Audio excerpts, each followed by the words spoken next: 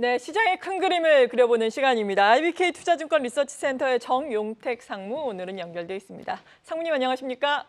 예, 안녕하십니까. 네, 일단 PPI가 둔화된 것은 다행인데 그래도 또 CPI가 예상치를 상회를 하면서 기준금리 인하에 대한 시점이 점점 더 늦춰지고 있습니다. 일각에서는 9월 연내 2회 이 정도로 또 예상을 하고 있는데 상무님께서는 CPI 보시고 뷰가 좀 변하셨나요? 어떻습니까?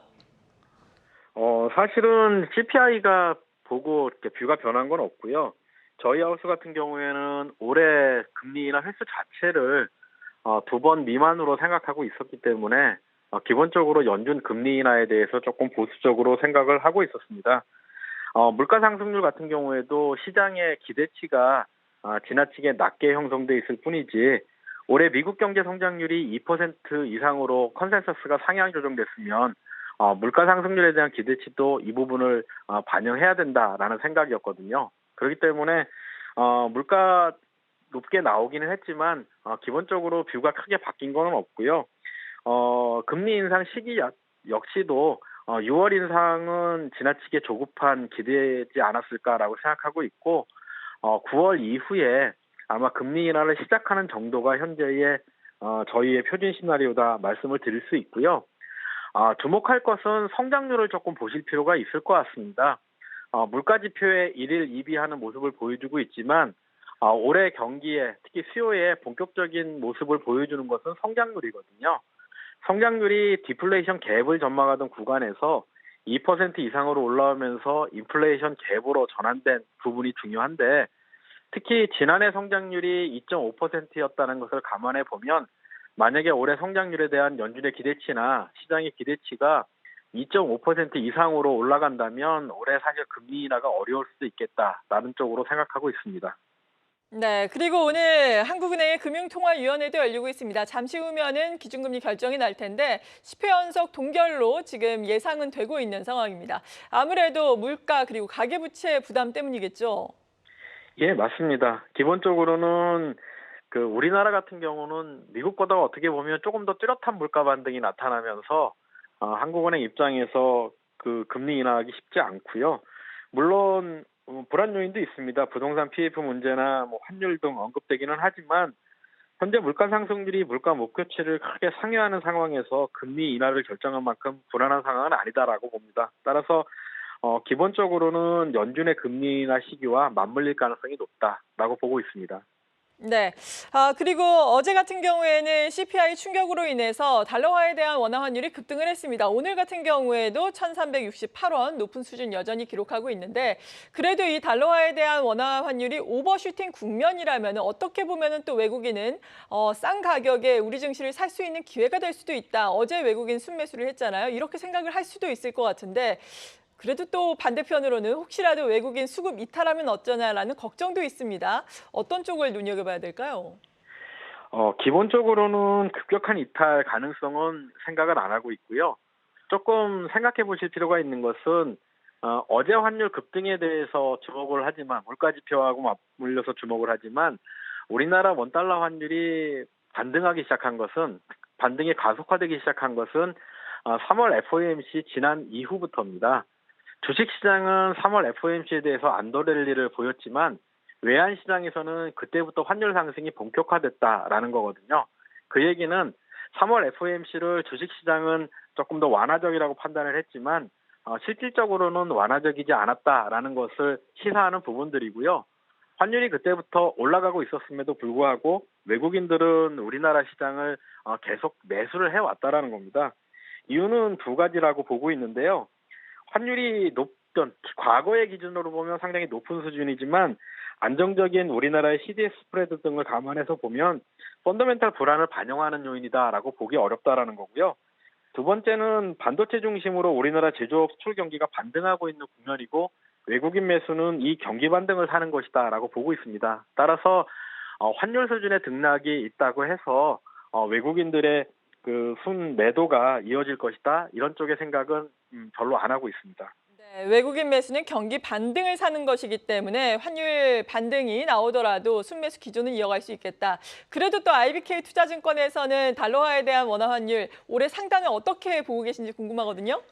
저희 환율은 2, 4분기에 그 1,380원 정도를 고점으로 보고 있습니다. 네, 그렇군요.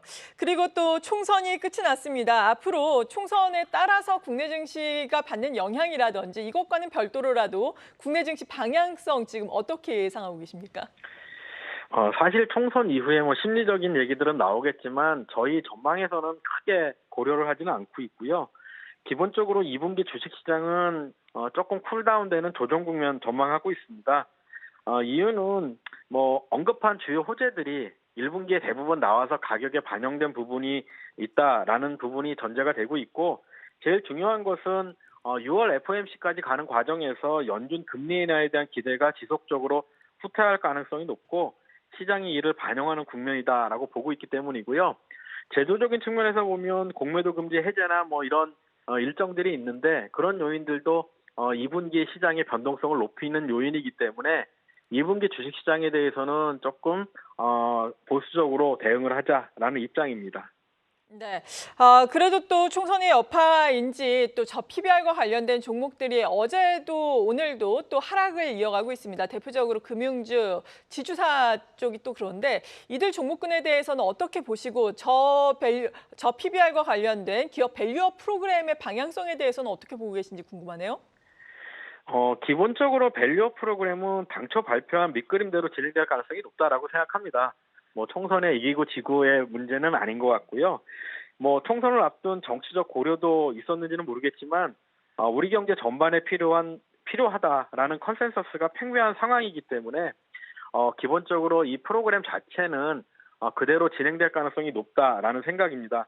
반면 시세 측면에서 보면 초기에 발표될 때는 실제 이익 전망 등에 대한 고려 없이 뭐 저 PBR이다 뭐다 하면서 무분별하게 오른 측면이 있지만 시간이 지나가면서 옥석이 가려지는 것은 당연한 부분이다라고 보고 있습니다. 아마 2분기, 3분기 밸류업이 구체적인 모습을 갖춰가면서 이익 전망이라든가 실질적인 수혜라든가에 따라서 종목의 등락은 당연히 나올 수 있다라고 보고 있습니다. 네, 저 PBR 종목의 옥석 가리기가 진행되고 있다라고 지금의 조정에 대해서 평가를 해주셨습니다. 그렇다면 앞으로 투자 전략을 세우는 데 있어서 우리가 눈여겨봐야 할 관건, 이벤트들 어떤 것들이 있다고 보십니까? 사실 저희 쪽에서 2분기에서 가장 주목하고 있는 것은 앞서 말씀드렸던 FOMC입니다. 특히 6월달 FOMC를 주목하고 있는데요. 1년에 4번, 3, 6, 9, 12 연준은 경제 전망 수정치를 발표하고 점도표도 발표를 합니다. 이번 3월 달에 사람들은 뭐 크게 주목하지는 않았지만 미국 경제 성장률에 대한 연준의 전망치가 1.4%에서 2.1%로 크게 올랐는데요. 6월 달에 연준의 전망치가 어떻게 바뀔지가 관건인 거고요. 추가적으로 전망치가 상향 조정되면 필연적으로 점도표 역시 큰 폭으로 상향 조정될 가능성이 있기 때문에 하반기 이후에 연준 통화 정책에 대한 밑그림이 나오는 부분이다라고 보고 있습니다. 그렇기 때문에 시장은 그 부분에 대한 불안을 반영해 가는 과정에 있기 때문에 이벤트 측면에서 보면 6월 FOMC가 가장 중요하다라는 생각을 가지고 있고요. 그 다음에 앞서 말씀드린 공매도 금지 해제나 아니면 5월 달로 예정돼 있는 밸류업 관련 공청회 등 같은 일회성 이벤트들 역시 주목해서 볼 필요가 있다라는 생각이고 우리나라 내적으로 보면 펀더멘탈 측면에서 계속해서 2분기에도 이 수출의 모멘텀을 유지해 가는지를 체크해 볼 필요가 있다라고 생각하고 있습니다.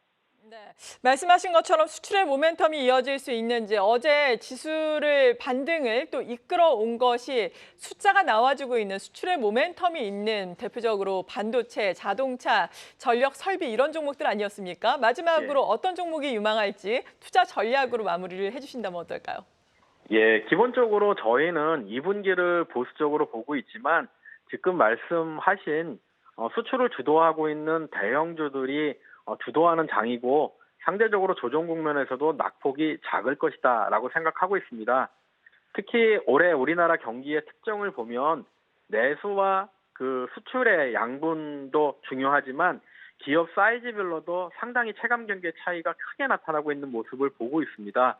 따라서 저희는 2분기, 3분기 조정에 가는 과정에서는 수출 쪽에 있고 그리고 상대적으로 규모가 큰 그 기업에 훨씬 더 긍정적으로 접근할 필요가 있지 않는가라고 생각하고 있고 상대적으로 체감 경기가 나쁘기 때문에 내수와 관련된 부분들 그리고 규모가 작은 종목들은 위험이 훨씬 더 높지 않을까 생각하고 있습니다. 네. 그리고 방금 한국은행의 기준금리 발표가 있었네요. 예상을 했던 것처럼 연 3.5%로 10회 연속 지금 동결을 하고 있습니다. 그렇다면 마지막으로 한국은행의 기준금리 인하 시점 같은 경우에는 미국의 금리 인하 시점 이후가 될 것으로 우리가 예상을 해봐야 될까요? 어떤 시나리오를 짜는 게 베스트겠습니까? 저희는 기본적으로 미 연준의 금리 인하 시점과 아까 맞춘다라고 말씀을 드렸지 않습니까? 기본적으로 연준이 금리 인하하는 시그널이 구체화될 때 한국은행의 금리 인하도 구체화된다라고 생각하고 있기 때문에 그 시기는 비슷한 시기에 금리가 연동돼서 조정될 것이다라고 보고 있습니다. 네, 잘 알겠습니다. IBK 투자증권 리서치센터의 정용택 상무와 함께했습니다. 감사합니다. 예, 감사합니다. 계속해서 다양한 경제 이슈를 알고 싶다면 구독과 좋아요, 알림 설정 부탁드립니다. AI 캐스터 권미정이었습니다.